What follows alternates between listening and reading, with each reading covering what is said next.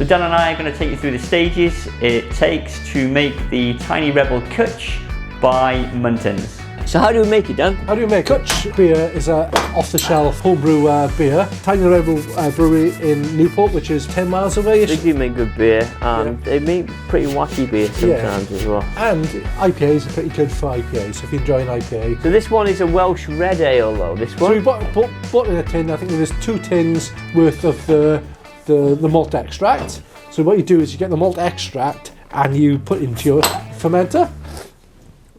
No, you don't put it in your fermenter. Was it fermenter we put it into? Stop! So the boys are struggling to remember. Sterilisation first. Let's go back to the brew day.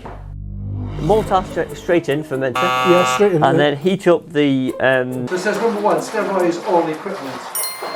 I'm doing that now. Yeah. Stand the cans in hot water for 5 minutes to soften up the sticky malt extract. Alright, let's do that then. Boil the kettle. Boil the kettle. Boil a full kettle.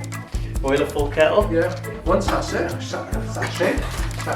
Yeah. Of each hop. So we're going to sterilise in, we're going to open it.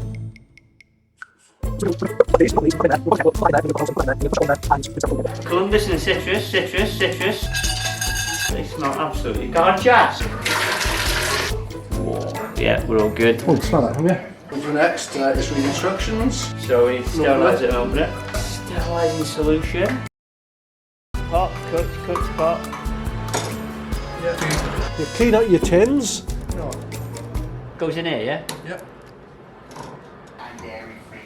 And then hold it up to the kettle, and those things wash it out. Okay, Dan, so we're mixed, I think. So Dan, what we do now? Throw that in the fermenter. In the fermenter as well. And to make sure you get every last drop out of it. Yep. You read the instructions? You don't need to. We know what we're doing. So you can see Phil make mistakes there. Ready? Yeah.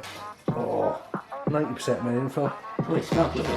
There you go. And then you add cold water to it, and that pulls it down to sort of room temperature, pitching about temperature. 23 litres. How many pints do we need in total? We need to get to You put cold in now, right? 36. 36, yeah. Here we go, last lot. 36. Danny's now adding oxygen, because at this point we want oxygen in the work. Just let me go read the instructions. It says, lock your beer sphere. If you've got a hill guys, it's beneficial. We have 2 yeast. 2 yeast. American-made yeast. What you do then, Phil?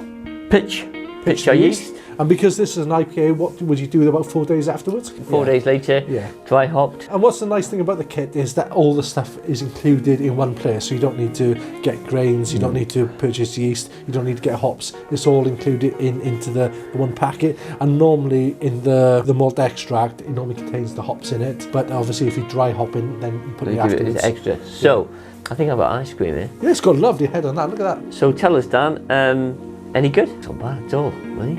A tingle on my tongue, good head retention on that, you know, it's nice. I'm going back for my second round. Not too bad, not too bad. Well done, Tiny Reb. So try the kit, guys, because this is Cwtch. And a quiz question below. Do you know what Cwtch means? If you know, Down below. put the comments below and we'll give you a thumbs up or thumbs down. If we've got any left, we'll send you one. Will we? No. Oh, we got another time going. That's it, that's all you got. It. Right, time's up. Cheers, guys. Yeah. See you soon. Move out.